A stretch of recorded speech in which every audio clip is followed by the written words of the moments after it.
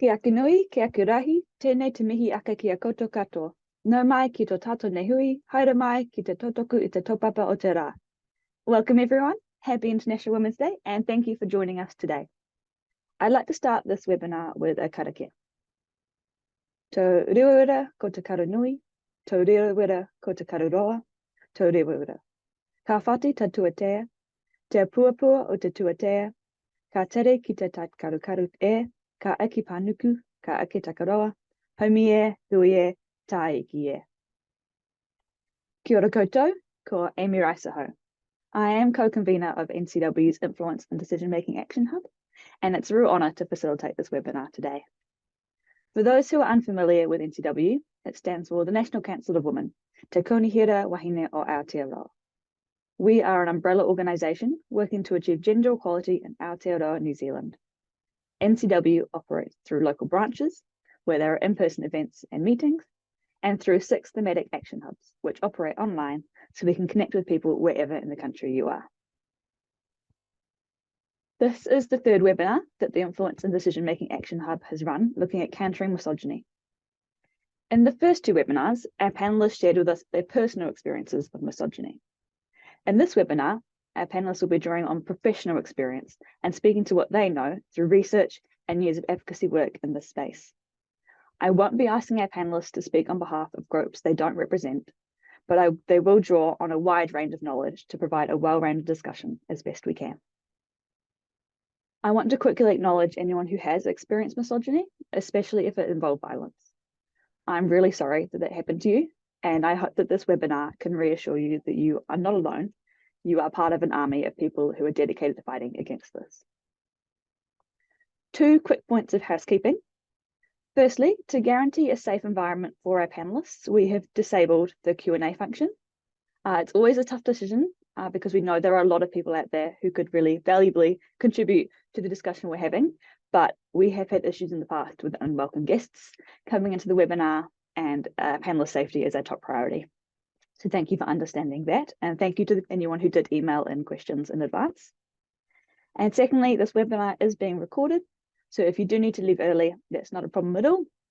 The recording will be posted on YouTube after the event, and we'd love for you to share it with anyone who may be interested. So today we will be hearing from 3 incredible women who are actively working to better understand and address online misogyny and violent extremism. It's an absolute privilege to have with us Carolyn Flora, who is Aotearoa New Zealand's Chief Censor. She leads Te Mana Whakaatu Classification Office, which is an independent Crown entity.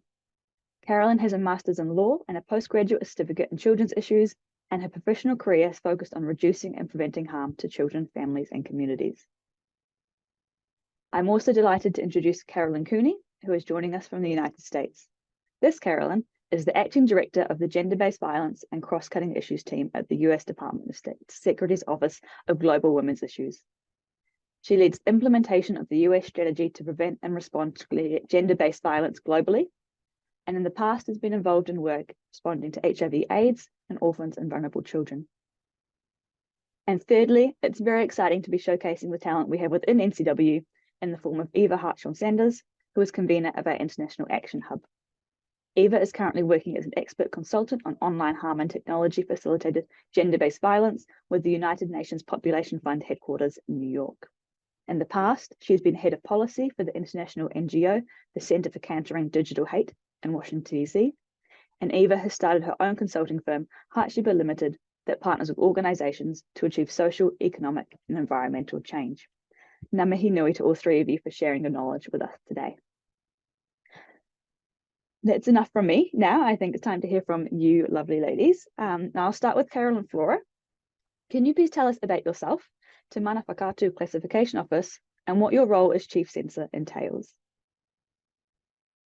Tēnā koutou katoa, ngā mihi nui ki a koutou, ko Caroline Takawingoa, ko Aotearoa Kāturanga Paumātua. Thank you, Amy, for the introduction. My name is Caroline. I'm the Chief Censor and Chief Executive of Te Mana Whakaatu, the Classification Office. My role and the role of my Deputy Chief Censor are statutory appointments under the New Zealand Films, Videos and Publications Classification Act 93. We're best known for our work to classify films and shows. You'll probably recognise our work when you see the little R16 sticker and warning note on the latest film you've chosen to watch. So classification of publications is our primary responsibility. We're an independent Crown entity, so we work at arm's length from government, and we decide whether publications can be unrestricted, restricted, or even banned. We examine films, video games, content from the internet, and sometimes books, so that everyday New Zealanders don't have to unwittingly stumble upon content that might harm them or their whānau. We can restrict or ban content that promotes crime, terrorism, and violence, and this type of content is normally referred to us by police, Department of Internal Affairs, Customs, or sometimes the courts, and I can also call in publications that are concerning. Following the mosque attacks in Christchurch in 2019, we also now have the ability to respond urgently to emerging crisis events by making interim classifications if we believe there's an urgent need to let the public know that a publication is likely to be objectionable, which means it's banned. We don't have a role to regulate hate speech, mis or disinformation, or harassment and abuse.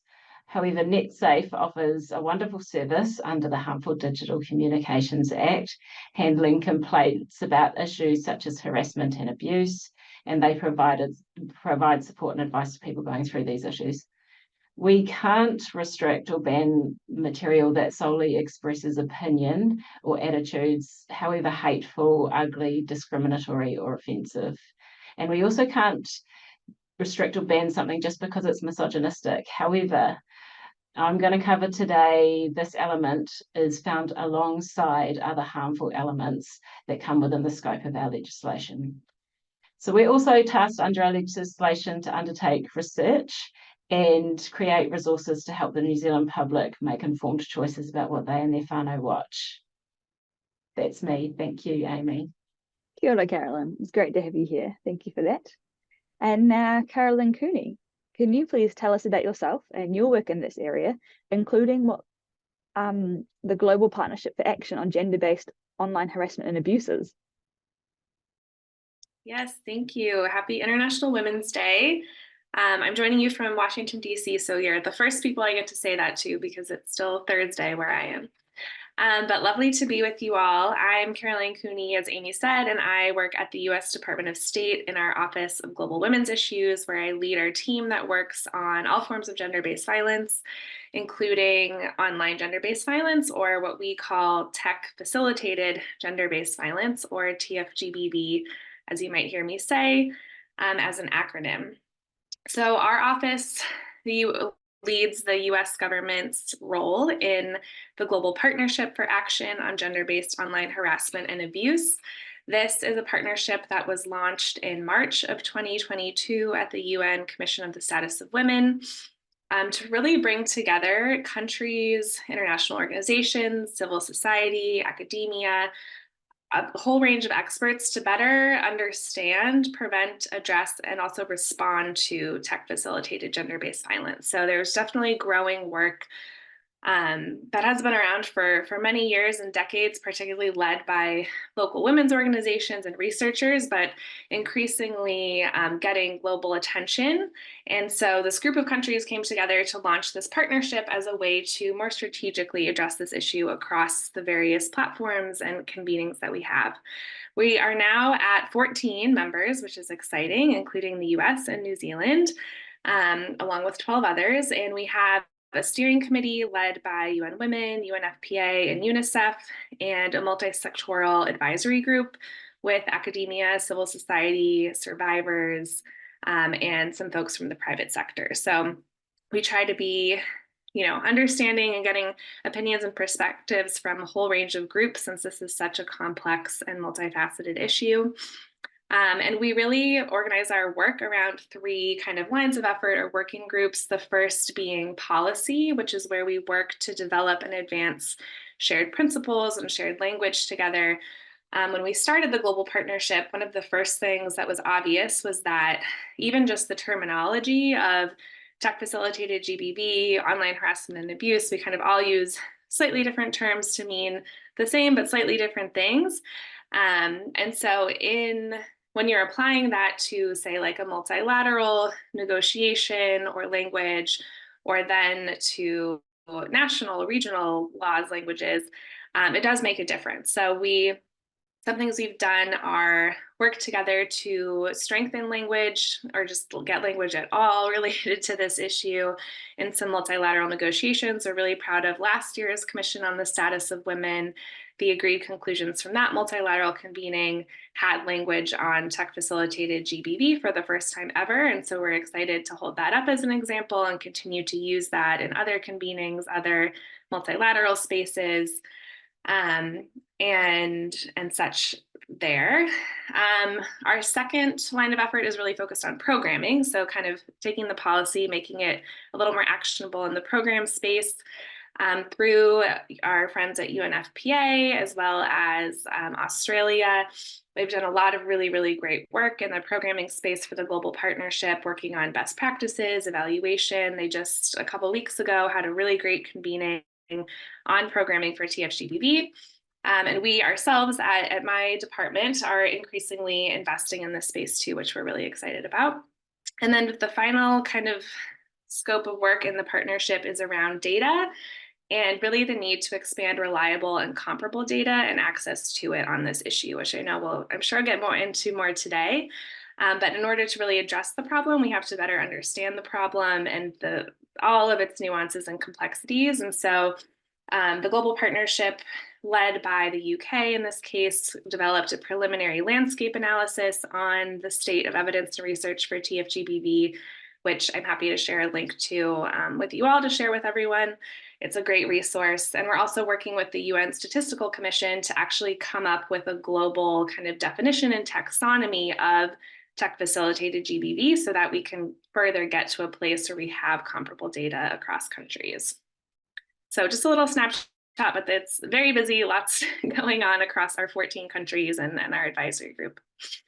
Kia ora, Carolyn. Yes, that is a lot, all very interesting. And yeah, it'll be great if we can circulate that resource to everyone who's registered for the webinar. Thank you for that.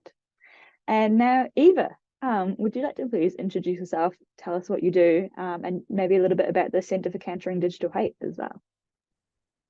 Hi, thanks, Amy. I'm going to apologise in advance. I've still got a bit of a whooping cough, so hopefully you can understand me as I speak.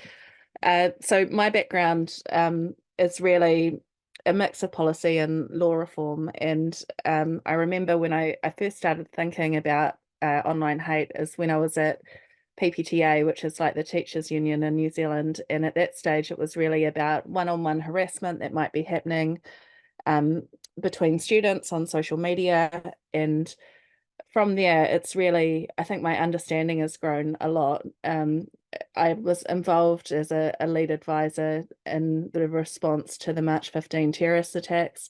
So looking at our terrorism legislation to see where we might need to improve that, working with the chief censor on violent extremism and media law reform in New Zealand. And I spent a bit of time in the States working as a head of policy at the Centre for Countering Digital Hate, which is an independent NGO that looks at and researches what the impact of online harm is. So it looks at how, for example, algorithms are amplifying hate, and where there might be a need for interventions, whether that's technical or legal and policy interventions. Most recently, I've been working as an expert consultant for the UNFPA, and that includes work in the Asia Pacific region, working with governments and civil society organisations on how they're responding to what Caroline mentioned as technology-facilitated gender-based violence. So it's how technology can be weaponised against people on the basis of their gender. And also was one of the lead organisers for the global symposium that Caroline mentioned. So That event was brought together experts from different countries around the world, academics, civil society, people that are involved in gender-based violence programming, and technical experts as well, to really think about what best practice looks like in terms of responding to TFGBV and preventing it, where there might be emerging risks that are coming through with, for example, generative artificial intelligence or immersive technology. So yeah, that's a little potted summary. Kia ora. It's a really interesting career that you've had, and thank you for dedicating your work to this very, very important area. So this webinar was, I guess, prompted by some research that Te Mana Whakaatu Classification Office has done into the link between online misogyny and violent extremism. So I would like to start with Carolyn Flora. And can you tell us about what prompted the office to do this research and what were your main findings? Absolutely. But before I get into the research and why we commissioned it, I just want to explain a little bit about why we have a role in violent extremism. And I should say, I will be talking about extreme violence, sexual violence, child sexual assault. And while I'm not going to go into those things in detail, just take care if you've got little ears around you. So the world changed in March 2019. Following the terrorist attack in Christchurch, where 51 people lost their lives. Our office classified the live stream video that was produced by the attacker. And the use of a live stream to document those atrocities was a first for us and actually for the rest of the world. The team classified that live stream and also a document that the attacker called his manifesto as objectionable, which means it's illegal to possess it or use it here in New Zealand. And after that event, this office established a Countering Violent Extremism expert team. So we have two highly capable lead experts who do education and outreach. They do research and they also do classification work. And unfortunately, the classification work involving terrorism or violent extremism content is becoming a bigger proportion of what we do. So we wanted to do this work into online misogyny and violent extremism because of the unique perspective we have in this office from classifying this type of content.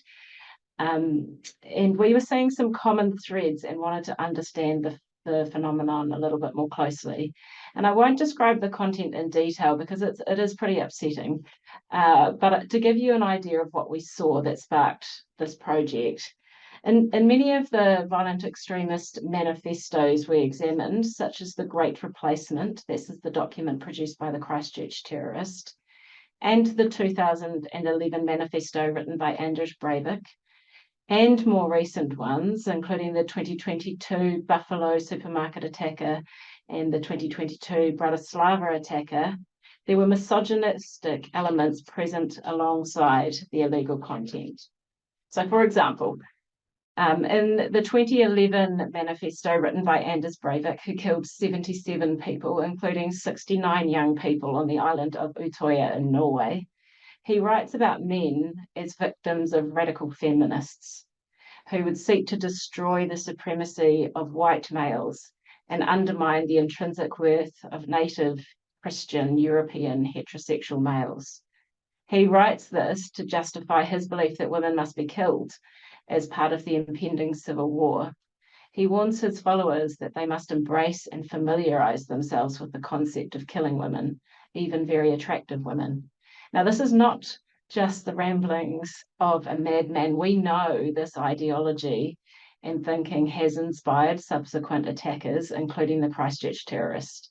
And we know this because they tell us that themselves through their own manifestos. They are very clear about their inspiration and the theories that they subscribe to. And this is why we exist at Te Mana Whakaatu, to help sever the chain of radicalisation by taking these publications out of circulation. So misogyny also appears in games, videos, and images depicting extreme violence or sexual violence against women and girls. For example, a video we classified a couple of years ago was a capture of a Twitch streamer playing a video game. The streamer made repeated references to his status as an incel, So incels who largely identify as such are men who blame women and society at large for their lack of sexual success. Throughout the video, the streamer refers to women as foids, which is a derogatory slur that combines female and android. The term foid also refers to his view that women lack autonomy and agency and can be objectified for their capacity for sex. So he explicitly targets women through his play in the game while offering a running commentary over his gameplay. He states that he wishes to purge the world of foids, and the streamer, he also threatens sexual violence against women that he knows in real life. So those are just a couple of examples. And through our day-to-day work and our previous work in 2021 and 22, we know that New Zealanders find it hard to avoid seeing harmful content online. We also noticed that women in high-profile roles were being targeted with misogynistic hate. We observed algorithms amplifying harmful content and giving it a wider reach. And we observed the emergence of specific hateful ideologies targeting women, such as incels. We also observed fascinating work and research done by colleagues in organisations such as the Disinformation Project. So it was clear to us that further research into the area of online misogyny and violent extremism was needed, and we really wanted to explore this issue from our perspective in content classification. So what did we do? We commissioned Hate and Extremism Insights Aotearoa to conduct a focused literature review on online misogyny, a summary of government and platform responses to this type of content, and a content analysis of New Zealand-based posts on fringe platforms. The research team here at Te Mana Whakaatu then looked at relevant academic research reports, articles and published documents. We talked to government agencies, NGOs and Crown entities to get their insights, and thank you to those of you that are on the call today.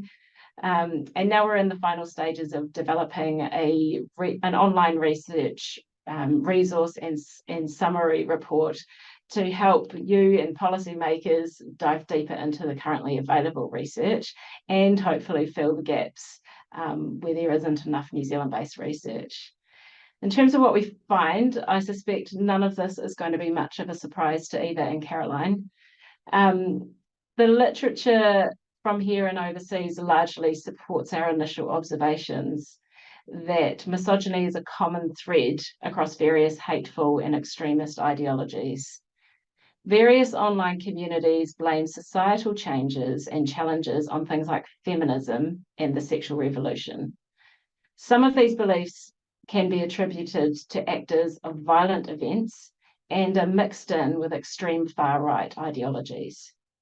Closer to home, Hate and Extremism Aotearoa looked at New Zealand-based posts on some fringe platforms and found some crossover or association of misogynistic content with other hateful identities. So these beliefs are intertwined with racism, anti-government conspiracy theories, anti-immigrant and anti-LGBTQI+ themes. We also found that algorithms are exposing vulnerable people to more extreme ideologies. While many of the big platforms are responsive to breaches of their own terms and conditions, extremist content can still be found on mainstream platforms, with a trend of some groups moving their discourse to less regulated platforms like 4chan. The New Zealand Intelligence and Security Service in their 2021-22 annual report emphasised the persistent challenge of the widespread availability of violent extremist content. And in their report assessing the New Zealand security threat environment in 2023, they noted that online spaces continue to have inflammatory language and violent abuse, mostly targeting a variety of people from marginalised communities. So it is a complex puzzle, and it's difficult to draw a causal link for every scenario, but we found many overlapping and closely related issues across online misogyny and violent extremism. So online platforms, they play a key role in amplifying and perpetuating misogyny. This happens through the way they're designed, their engagement algorithms, and their business models. Just as an example of how this can begin, controversial influencers known for their harmful misogynistic ideas can and do gain a following amongst boys and young men. Users engaging with this type of content can be served more extreme content in the suggestions for you, or you may also like functions of most social media platforms. AI-generated deepfakes, especially those involving non-consensual pornography, pose a serious threat to women and girls' safety and reputations online, and NetSafe sees this routinely in New Zealand. Sensity AI, a research firm tracking online deepfake videos since 2018, reported that by the end of 2020, and noting this is 4 years ago, around 85,000 deepfakes were online, with 90 to 95% of them being non-consensual pornography, predominantly featuring women. Now, we all recently saw the deepfake controversy for Taylor Swift.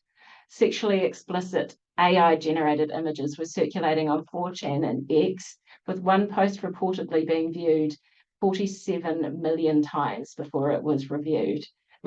And it's not surprising that she, being the most famous woman on the planet, is not immune to this type of abuse. But what I did note was that the platforms were relatively quick to respond after media coverage and pressure from fans, but this is not the case for most women. To be clear, the Classification Act that we work under here in New Zealand can deal with AI-generated content, but only if the content depicted crosses the legal threshold. So this is why we can ban AI-generated child sexual abuse imagery, for instance, even though the victim may be synthetic. In New Zealand, people have been convicted for possessing this type of content. The issue is more tricky if the image itself doesn't cross that legal threshold, and then victims really need to use harmful digital communications or privacy tools. So we also found that women and girls are more likely to encounter gender-based and severe forms of violence and abuse online, and this will be no surprise to NetSafe. Findings from a 2020 study conducted by Plan International across 31 countries with over 14,000 girls and women between the ages of 15 and 25 revealed that online harassment starts for girls from the age of 8, and the majority of girls get harassed for the first time between the ages of 14 and 16. Online abuse in the form of gender disinformation targets women, particularly in those in public roles. So gender disinformation is intended to disrupt and distort the public profiles of women and discourage them from public participation. And some members of Parliament in the UK have openly talked about their decisions to not run again because of the hate and abuse that they have experienced online. So research from various countries indicates that women in public roles, particularly those with intersecting identities, are frequent targets of gender disinformation campaigns. So many of these experiences could actually feel familiar to you or to someone that you know. And if you've encountered this kind of behaviour either on or offline, it is important that you get support. You can report it to NetSafe or to the police. And if you come across any potentially objectionable content, please do refer it to the Department of Internal Affairs. And I just want to give a little shout out to our incredibly helpful free text and phone service on 1737 and Youthline. And I just want to finish with acknowledging some of the gaps that we inevitably stumbled upon. There are clear gaps in the data in New Zealand. A big one is understanding the intersection of misogyny with other forms of hate, such as anti-Semitism, Islamophobia, racism, and transphobia. The other clear gap is the lack of standardization for collecting and analysing data on online misogyny across government agencies and NGOs. So without clear definitions, it's often grouped into broader issues such as discrimination, harassment, or hate speech. So it's really hard to isolate and even harder to study. And current reporting doesn't consistently capture key demographics such as gender, faith, or ethnicity. So this is a very heavy topic to be discussing on International Women's Day, but an important one. And I really want to acknowledge my team and lead researcher, who herself is a wāhine toa, a mother and a researcher. This work has not been particularly fun, but we hope that it will result in a resource that is valuable to you. Ngā mihi nui kia koutou. Thank you, Carolyn. There was some hard-hitting stuff in there, but thank you for the work that you and others at Te Mana Whakatu are doing. I know you acknowledged it as a big gap, and so I'm not expecting you to be able to say much, but is there any insights you have about how the experience of online misogyny does differ for different groups? Like if you mentioned Indigenous women, trans women, women with disabilities, are there any early findings? Yeah, look, as I've said, the experiences of women with intersecting identities are amplified online, but there is a big gap in the New Zealand data. But evidence internationally and the limited data available locally shows that women with intersecting identities, including wahine Māori, experience these harms in an intensified way. So we set out to review existing literature, and so we've been limited by what's available. But research available in New Zealand looks at, for example, the experiences of Māori, and they didn't necessarily explore the gendered experiences of those participants. But for example, a 2021 survey conducted by the Independent Māori Institute for Environment and Health, Te Atawhai Aotearoa, and involved over 2,000 Māori participants, 2/3 of them identifying as female, and they revealed that 93% of Māori responders encountered racism on a daily basis, and moreover, a higher percentage, 96%, acknowledged that racism affects their families to some extent, and the impact of racism often left them feeling deeply saddened or angry. We also looked at data from the New Zealand Crime and Victims Survey and older surveys about online hate, but what we really came to the conclusion was that we need more information from New Zealand. Thank you. Yes, it would be great to see some work done in that space.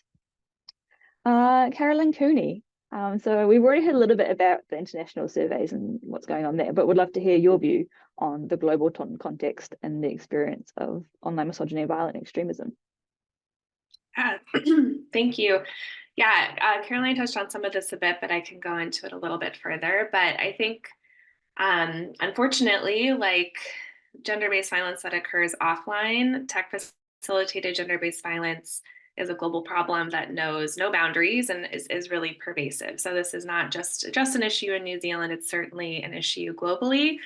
And I think, we may also think, oh, this is an issue in places where there's super high internet usage, for example. Yes, that's true, but we also see forms of tech-facilitated gender-based violence in places where internet penetration is still growing and emerging, and technology as simple as like an SMS message or WhatsApp, for example, are places where online GBV amplified by digital technology can and does occur. So also, I think it's important, I think it's easy because tech-facilitated GBV does have some very unique aspects to it. And there's certainly, AI, emerging tech places where this forms of GBV is happening. That's new and requires specific tools to address. But I think it's really important to remember that at its core, it's a form of gender-based violence. It's rooted in structural gender inequality. It's rooted in misogyny and patriarchy, and it's used to coerce, control, and silence women and girls and other marginalized groups. So I think in our work, that's something we really try to do is remember and learn from our best practices and experiences with gender-based violence as a whole, and figure out where can we apply that to tech-facilitated GBV, because there are many commonalities, and where are there new, unique approaches that we need to implement for this form of GBV happening online in particular. Just a couple more statistics to build on what the other Caroline said. It's a joy to be on a webinar with another Caroline. There's certainly a growing evidence base, but as she said, a lot of gaps, particularly in comparable data. So we have a lot of studies from specific countries or maybe specific regions, or, you know, one group did a study, but it is hard to compare across studies just because we are using different definitions, different ways of collecting data. But with what we do have, we certainly know this is a pervasive issue for women and girls. Just as an example, the Economist Intelligence Unit in 2020 did a study across 45 countries, a survey where they found that 85% of women globally had witnessed some form of gender-based online harassment and abuse, and 38% in 2020 had personally experienced it.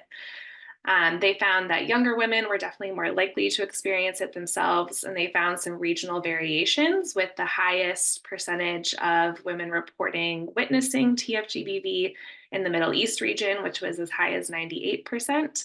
And then the lowest that they found in that study was in the North America region, which was 76%, only 76%. I was going to say the same statistic from Plan International. I think that's a really just troubling one, that 58% of girls around the world have experienced harassment online, and that it can start as early as age 8. And 1 in 4 girls surveyed there in that study harassed online reported that they felt physically unsafe as a result. And so I think that's another important thing to remember, is that we can easily think of online gender-based violence happening in a computer, in a phone, online, and not having real offline implications, but it certainly does. And it's important to think about it as a continuum between kind of online, offline gender-based violence. Just a couple of statistics from the US. A Pew Research study in 2021 found that 1 in 3 women under age 35 reported experiencing sexual harassment online, and that was compared to only 16% of men the same age. And that same study showed that 7 in 10 LGBTQI+ persons reported encounters of online harassment, just as an example of where we see intersecting identities really compounding experiences of violence. And some of the work that we do in my office and through the Global Partnership is really looking at women in public life, because we do see that they're disproportionately targeted with gender-based violence. The type of harassment they get is just incredibly sexualized and gender-based. So a statistic there is in a UNESCO study in 2021 across 125 countries, found that 73% of women journalists had been subjected to online violence, and 20% of those who had experienced this online were attacked offline and reported this as a direct consequence of what they had experienced online. So again, that real online-offline connection that we're seeing in private lives, as well as in women in public and in public lives. I think also, just to connect it to violent extremism, we are seeing increasingly across the world that state and non-state actors alike are using TFGBV, particularly gender disinformation, to silence women and girls and LGBTQI+ persons, to discourage online political discourse, shape perceptions toward gender and what the role of women in democracies should be. And in their perspective, it should be not an active role, and to really suppress democratic movements. So we in the US and many others are really recognizing TFGBV as a national security threat, and online misogyny as a national security threat, and see this as a pathway to radicalization, to violence and violent extremism. And certainly there's growing evidence, as Caroline mentioned, around the link between gender-based hate and online misogyny, and then other violent extremist ideologies and hate online. One really just kind of eye-opening in a horrible way statistic to that is, in the US, 68% of mass shooters have either killed their family and intimate partners or have a history of domestic violence. And that is just incredible. I mean, there's just such a clear linkage there between these kind of hatred ideologies across the board. And we know there's more and more research globally and data on how technology is really coming into play there.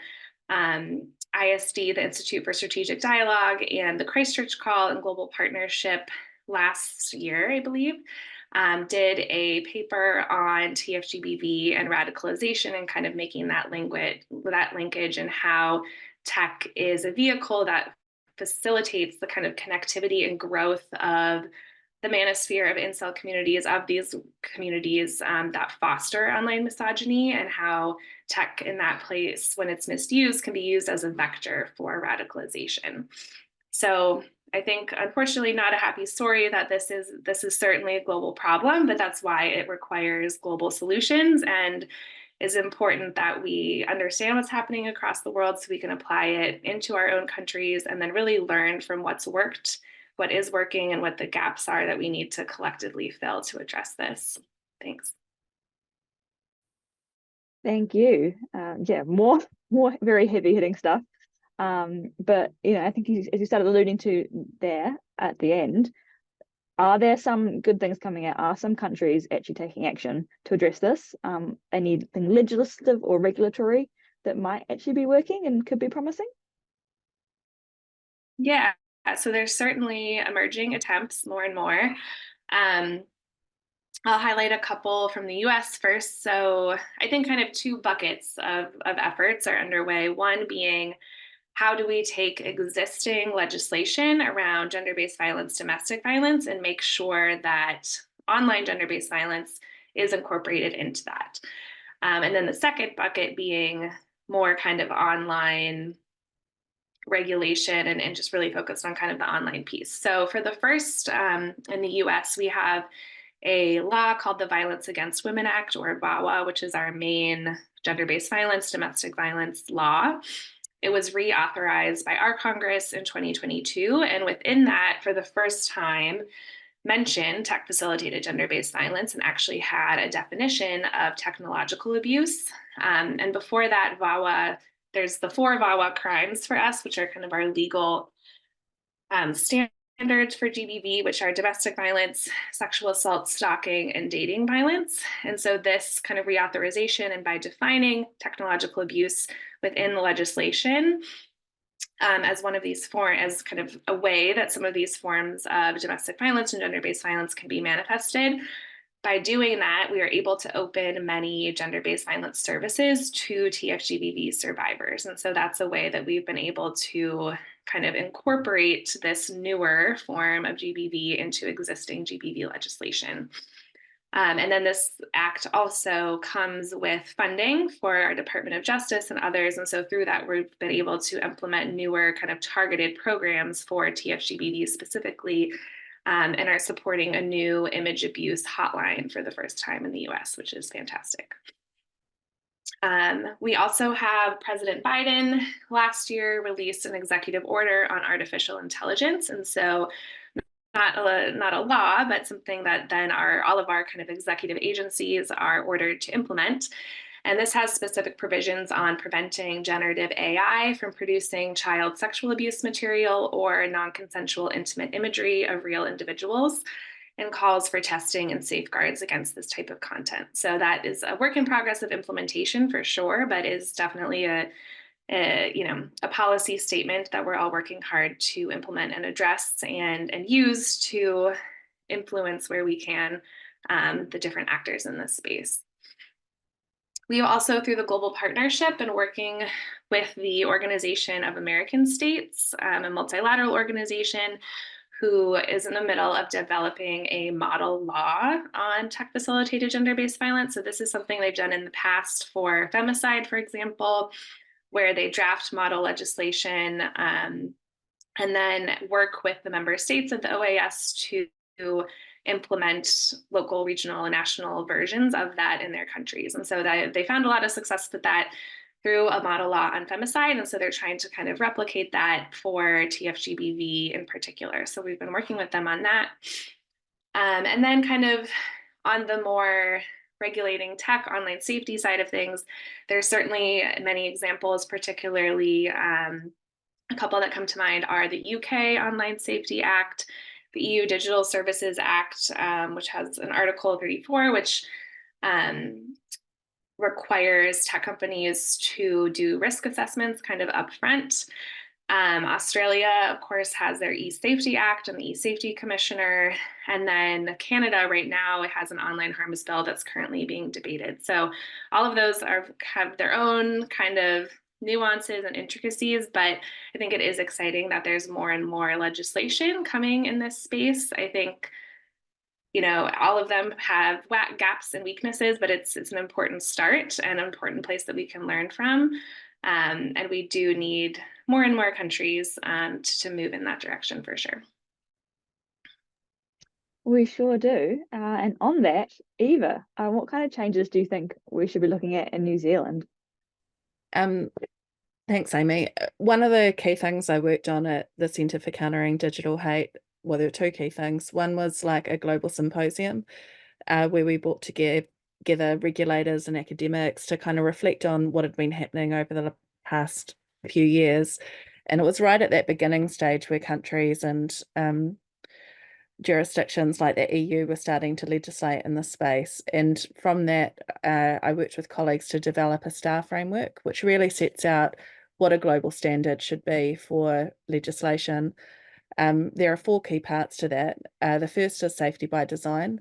So what Caroline mentioned about the companies taking responsibility upfront to make sure that their products and services are safe. And that can be done through different things in legislation. It can be done through risk assessments. So testing before it goes out to market, before your kids are like using these products that are driving them to extremist content. It can be done through having proactive statutory duties as well, so that they need to meet minimum standards that are set out in legislation. And that's a model, that duty of care model, which we see in other law, is what the UK have also adopted within their Online Safety Act. The STAR framework also has a need for transparency, and I can't emphasize how important that is. At the moment, you have a situation where those large companies really are holding most of the information about what is happening on their platforms and through their services. So the ability for the public and regulators to act and intervene or to prevent the kind of abuse that is happening, or to see how responsive companies are being to complaints that are being received from people, or even for people to understand why their content might have been removed, how rules are being enforced. That's the kind of thing we really need in legislation. And then an independent media regulator, like we see in Australia with the e-Safety Commissioner, we see it in the UK with Ofcom, all of the EU member states, in the process and like partway through setting up how they're implementing the Digital Services Act. And in California, like they've passed legislation protecting kids online and thinking about children's privacy online. So I think there's a lot that we can do in this space for regulation. It's one of the reasons I worked with colleagues at NCW to set up an online safety coalition, and we've brought together like organisations, not-for-profit, who are concerned and are seeing evidence every day of the type of online harm that is impacting on people. I think there's also a need for accountability, as I said, and for there to be consequences. So if you set out duties and legislation, then there needs to be penalties for that. And you see that with the types of fines that the UK and the EU are setting out. But I think that the more we can do in harmony with other countries, and through the global partnership, through ensuring that our legislation is up to date. I think Caroline Flora mentioned earlier that she's operating under 1993 legislation, and while that plays an important role for dealing with individual pieces of content, we don't have the types of controls in there that we need for the digital age. It's effectively unregulated for dealing with the big kind of widespread problems, or the levers that can lead to change. And one of the best ways we can ensure people are safe is actually making sure that those systems and products and services are safe right at the front end. And then if something does go wrong, that there's a response there. Like one of the studies I worked on at the Centre for Countering Digital Hate, we took and were given by the women their digital direct messages on Instagram, which was like over 8,000 messages, and researchers analysed those, found that 1 in 15 of those breached Instagram's policy on sexual harassment and online abuse. all of those examples, all of those pieces of abuse that those women had received were reported through to the platform, and they failed to act on 90% of the online hate. Sorry, I'll just give you the exact statistics. So Instagram failed to act on 90% of abuse sent via direct message to women in the studies. So that's 9 in 10 violent threats over direct message using its tool. They failed to act on any image-based sexual abuse within 48 hours. And I think one of the things, this isn't a standalone unique position, like CCDH and other organisations have done repeated research looking at how the different platforms are responding to online hate or responding to complaints made about content that breaches their terms and conditions and their policies, and finding similar rates, like around 85% overall, sometimes worse, sometimes there's just zero. So when you, as a victim, if you're making that kind of complaint and you receive no response from the company, like you feel very isolated and alone, I think, that you're not able to do anything about it. And often you see that abuse, like recidivism as well.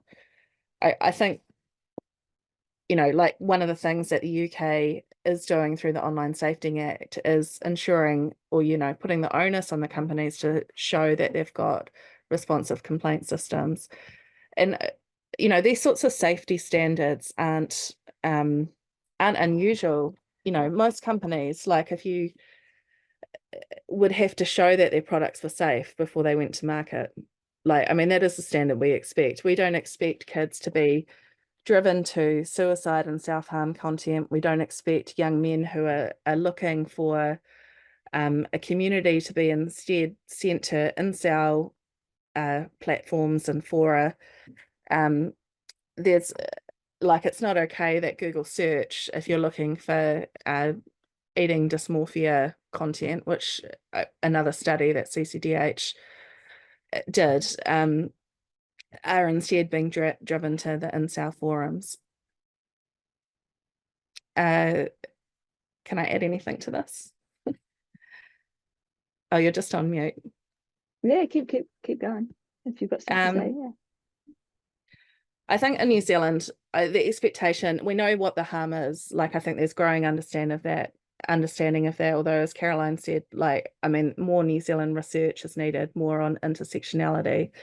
But there's a need for cross-party consensus and a government bill that is actually going to pick up some of those core pieces of policy. And so I think if you care about domestic violence, then you have to deal with the online environment. You can't just pretend it's separate, because it's not. Like, what happens online impacts what happens offline.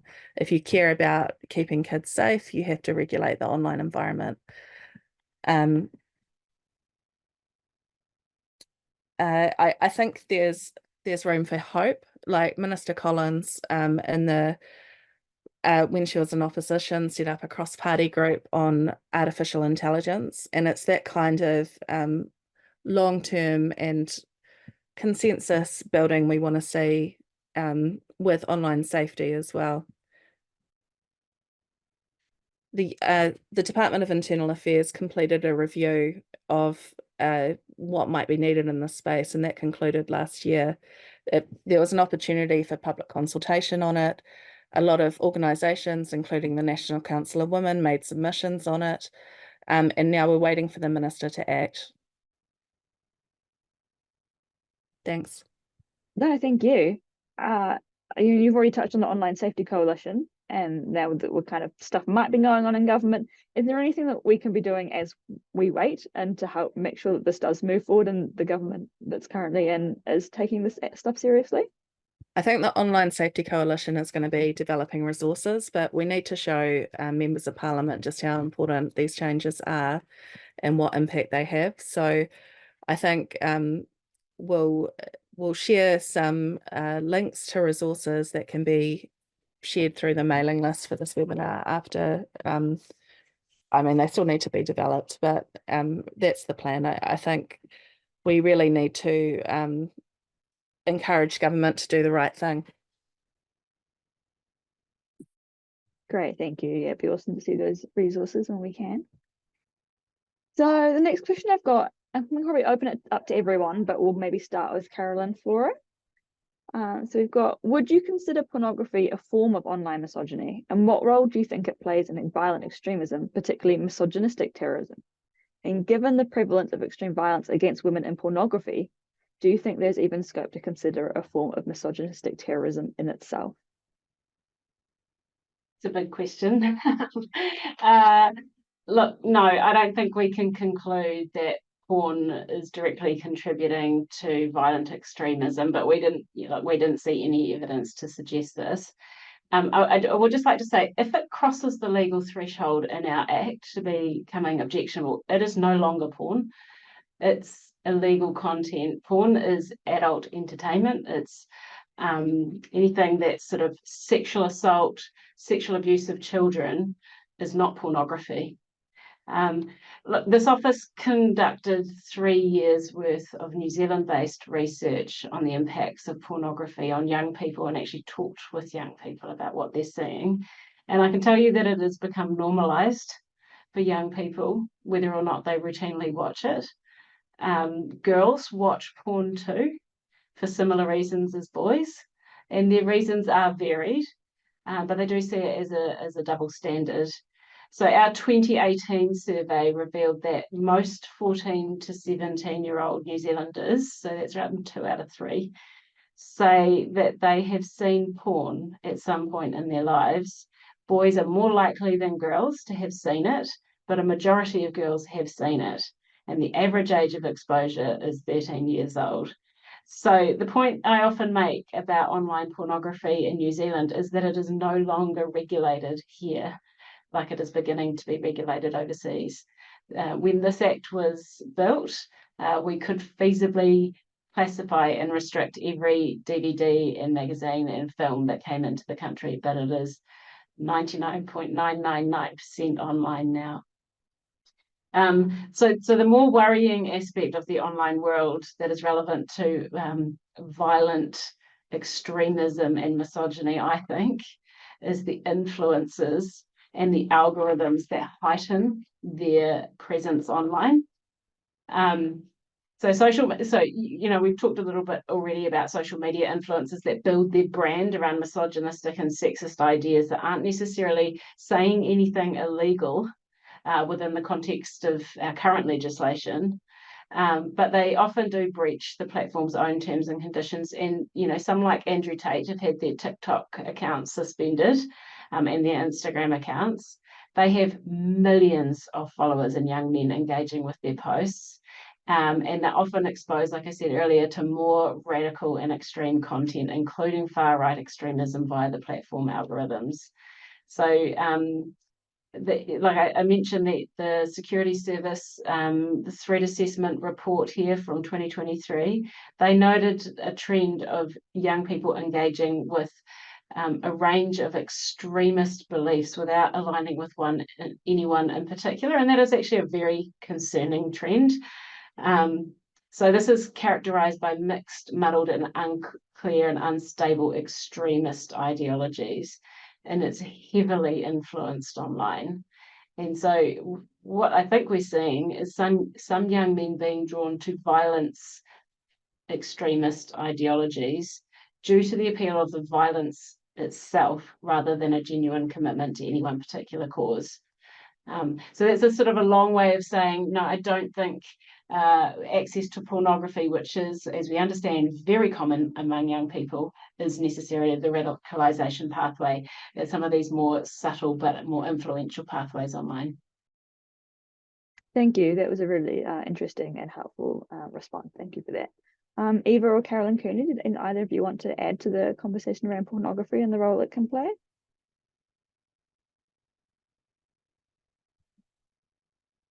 I just want to talk Caroline's comments and the work that they did through the classification office on young people in pornography. I mean, that was world-leading research, the first of its kind, and like provides really important information about young people in sexuality, and where there may be risks or not.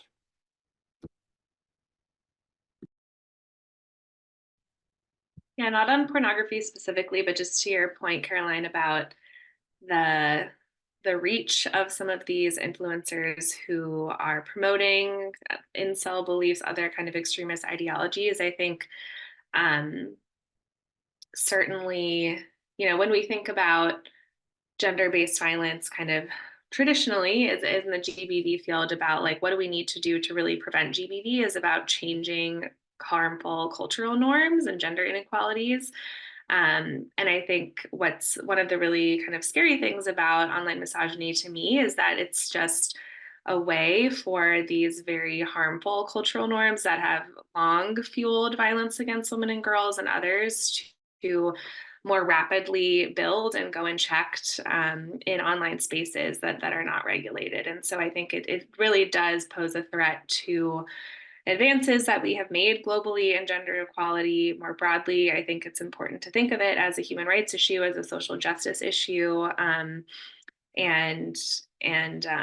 Yeah, I think that TFGBV, other types of online misogyny really just normalize violence and normalize misogyny in harmful ways.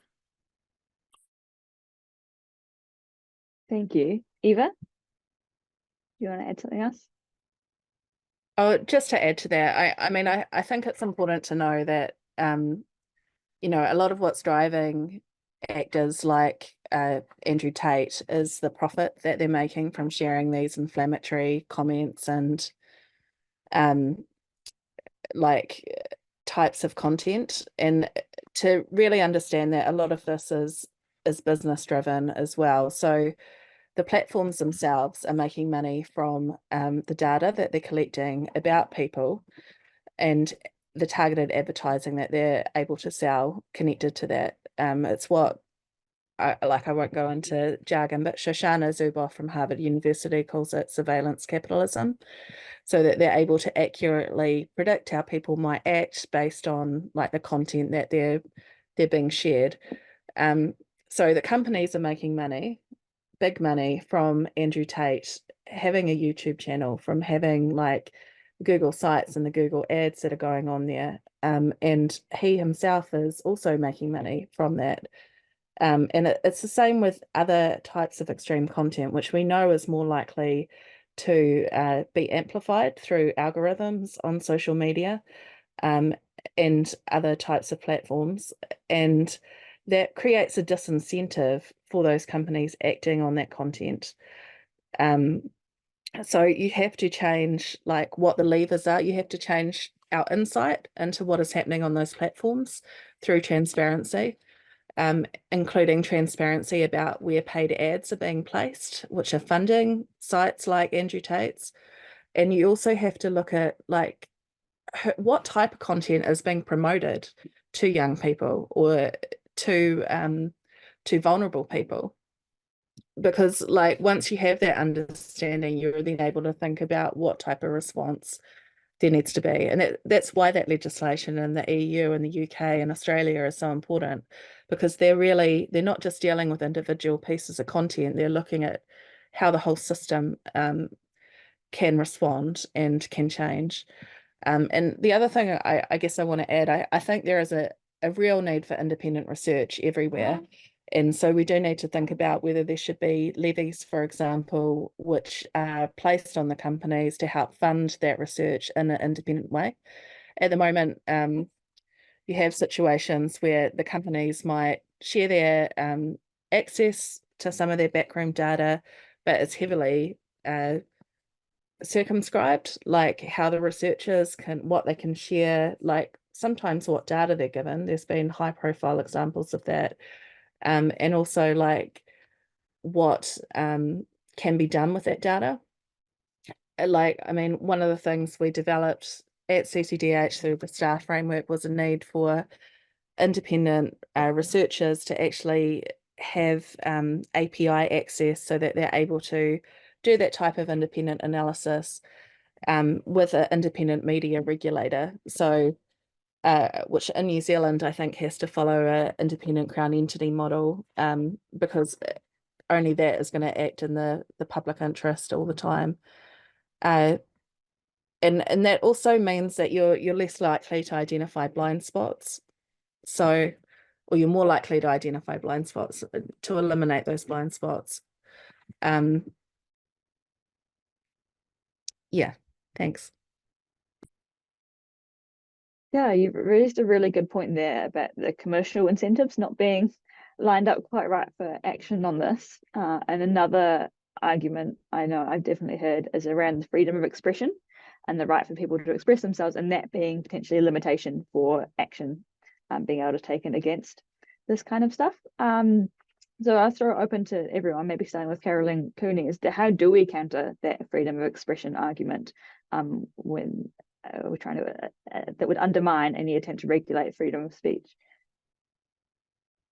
Yeah, I mean, it's certainly tricky. There's ongoing legislation in our country about this. I think a couple of things. I mean, I think it's certainly an important consideration, and there certainly is a line that we don't want to cross. But we also need to recognize the barrier that online misogyny and tech facilitated GBV places itself to women's freedom of expression.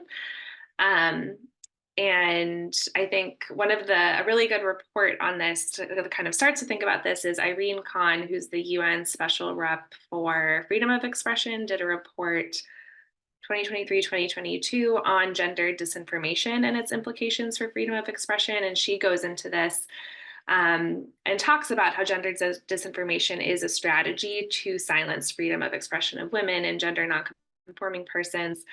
And stresses that there can't be a trade-off between women's right to be safe and their right to speak. And so I think it's tricky. I don't think I have an answer, but it's an important nuance. And I think, yeah, it'd be really interesting to hear from the classification office, because I think, like in the US, what often gets tricky for us is, we have very specific legal definitions, as many other countries do, around what is defined as hate speech, for example, and some TFGBV can clearly fall into that category and some does not. And so that kind of line is tricky and blurry. I do think that this is just another good example of where we need to work across stakeholders in this space. And so I think it's important for us as like gender and GBV advocates, kind of the world that I come from, to really work with advocates and experts working in digital rights, in freedom of information, in tech policy,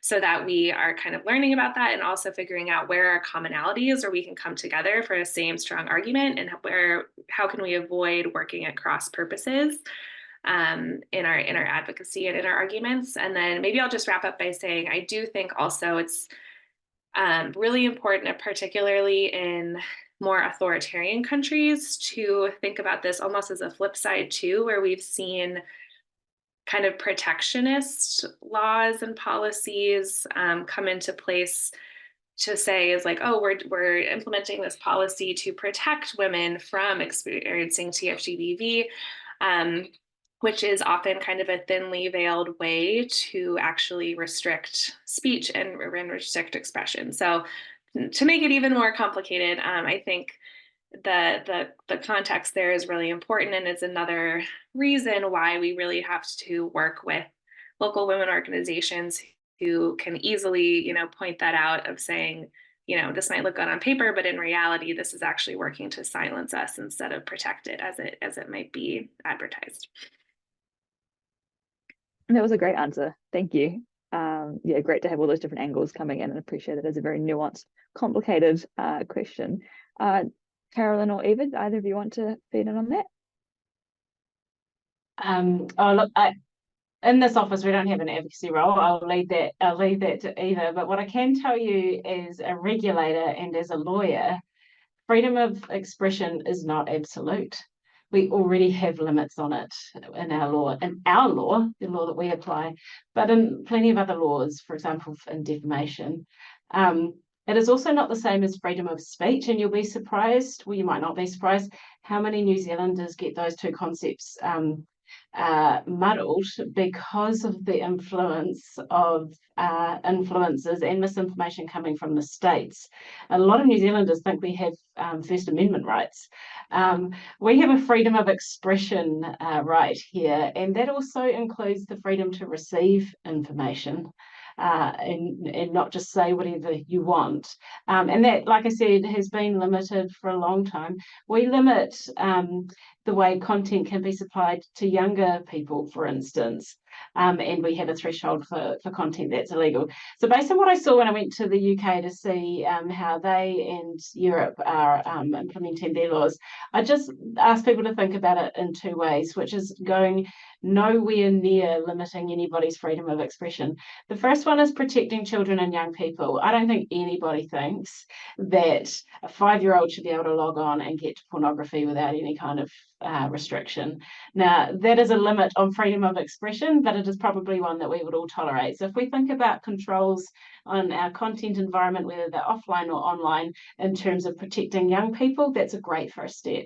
The second one is to think about it as this is a service or product that you use just like any other product, and you expect transparency about what's in your food, how your car was put together, anything that you're being sold. And at the moment, if you are going to receive algorithmic suggestions, it would be great to just know what they are and what your kids are going to be served. Again, that's not a limit on freedom of expression, it's transparency. So that's probably my view on that. Thank you. I was one of those people who didn't quite appreciate the difference between freedom of expression and freedom of speech, so I appreciate that. Eva? Well, to echo what both Carolyn said, like I think a multi-stakeholder approach is incredibly important. It's best practice. Like I was at an international forum recently, and that was one of the key messages that was coming through from all the different civil society, global stakeholders who were there, and the need to develop global governance for the internet in a way that brings everyone along, including those vulnerable or marginalized voices that are often on the receiving end of harm, but don't necessarily have the influence or power to share their perspective. Freedom of expression in New Zealand and freedom of speech. I mean, we have legal frameworks under the New Zealand Bill of Rights Act and under the Human Rights Act, all of which have like a balance there in a legal test that takes into account like what is reasonable basically in a free and democratic society. So is violence against women, is harassment and online abuse against women reasonable in a free and democratic society? Is, especially when we know, and there's evidence supporting that escalates to offline harm and that it has a chilling effect on women's own freedom of expression. So those are the kinds of considerations I think need to inform what is happening. I mean, I was trying to find the stat while I was listening, but there's a study that has been done looking at, and I'll share it with you later so that you can share it with the audience, a study looking at what their impact is of women not even necessarily being subject to online harassment and abuse, but when they see other women being subject to it and the impact that has on their freedom of expression, there's a chilling effect. So that women are silenced or change how they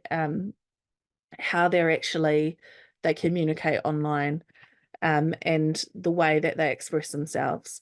So that is a harm that is already happening, and it is something that we need to consider as part of this too. It's not I think, it's that reasonableness test. That's really what we need to be thinking about with the policy development. Thank you. Sorry, just to add to that, freedom of expression isn't absolute either. Like when there are other interests that are at play, they all need to be taken into account as well. So that's where you're really looking at like online violence, offline violence, and the impact that has. Sorry, thanks. No, that's good. Thank you. So we've talked a bit, actually, I've come up multiple times today about these big gaps left. There's still big gaps in regulation and legislation, but there's also still big gaps in our understanding. And, it's kind of, I don't know, really upsetting for me that in 2024 we still don't know about the different experiences of different ethnicities and rainbow community groups and all of that. How do we actually get movement on getting that research done and getting that information? Because it seems like it's a bit too late now. We've moved so far without having been done. We really, really need to start taking that seriously. Any thoughts on how we make that happen? Maybe start with Carolyn Cooney, then open it to the floor. Yeah, I mean, I think first it's not too late. I mean, I think with tech, we have to respond quickly. It's kind of like we're building the ship as we understand it. Like we have to work on responding while we also work on better understanding and researching the problem, and in particular filling the gaps like this one. I think it's a really important reminder that we need to fund and really support local organizations and women-led organizations, those in the global majority and the global South. And I think there's been long-standing research from researchers in the global South who have worked on TFGB for long before there was a global partnership, or kind of global North countries started to bring it up in multilateral spaces, for example. So there's a lot to build on. Something we're doing through the global partnership, our data working group is working with SVRI, the Sexual Violence Research Institute, which is based in South Africa, to develop a global research agenda on TFGBV. And there's a very intentional part of that to work with global majority, global South researchers, so that their experiences and then their eventual research is really centered in how we understand more and more about this issue. So I think kind of trying to intentionally build that in from the beginning as much as we can is really important. And then when we're thinking about, of course, we want to prevent this issue, but we also want to respond to provide services for survivors who are experiencing TFGBV. That's something that my office, for example, is having a new project around rapid response to TFGBV survivors. And I think, of course, there's some common services that survivors need, but that's another place where we really need to understand people's specific identity-based needs and experiences so that we can provide the best support to their lived experience and to what they really need as a survivor. Awesome, thank you. So there is hope. We will get there. Carolyn and Eva, did either of you want to add anything? I know a lot of the work that's happening at the moment in the response space, a lot of countries are developing helplines, for example, for survivors of TFGBV, and UNFPA has developed guidance to help develop safe and ethical technology, but also to think about some of the key privacy and data governance considerations that are important when you're handling data from any victims of GBV, but including where there might be where you might be collecting the data through telephone or through like the internet. So I'd recommend those resources through to people as well. There's also the Global Symposium that I mentioned. For those who are interested, there might be a way to access that, but you'd need to apply. But there will be a Global Symposium report. I think that's probably the best option. But and that's going to set out some of those key recommendations. UNFPA is developing an evaluative framework for programming as well, which I would also recommend as a key resource, which draws on that experience, that rich experience that countries are developing and sharing as well. Thank you. And Carolyn, Flora? I just add, look, we're a little office. We've done this piece of work and we want to launch it out into the world for other people to make use of it. We're not going to give it an ongoing maintenance. It'll be a snapshot in time at this point in 2024. But we really do hope that it is useful for people. We've done a lot of work looking at the links between online misogyny and our kaupapa and violent extremism. But we also along the way found a lot of academic literature and resources to support people who want to understand the societal drivers of this phenomenon. So that will also be available too. So hopefully to make that available to you in the next couple of weeks. Great, thank you. So we're getting pretty close to the end.